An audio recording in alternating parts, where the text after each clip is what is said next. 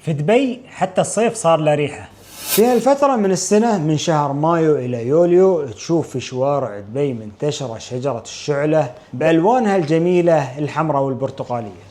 وبراند RMK خذوا الفكرة هذه وحطوها في عطر موسم شجرة الشعلة. العطر هذا بتصميم العطار شادي سمرة اللي حاول يجسد ريحة الشيرة هذه بتخيلاته من ألوانها في زجاجة.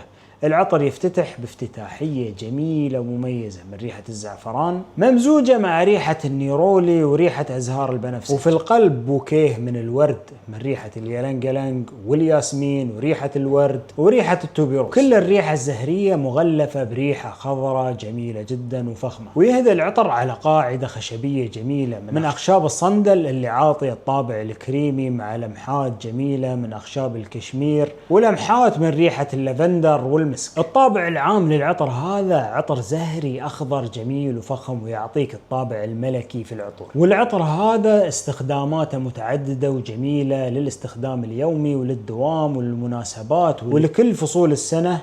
العطر ممتع وتقلباته جميلة، وعن نفسي رشيته كذا مرة وأداءه ممتاز جدا جدا جدا، وتفاعله مع العود والبخور شيء ولا أروع. بصراحة عطر موسم شجرة الشعلة فليم تري سيزن عطر ممتع وجميل ومميز، وأشوف الأجمل منه القصة اللي تم استلهام العطر منها، واللي هو مشهد نشوفه كل سنة في دبي. أنصحكم تجربون العطر هذا، وإذا جربتوه شاركوني رأيكم في الكومنت، ومشكورين على متابعتكم.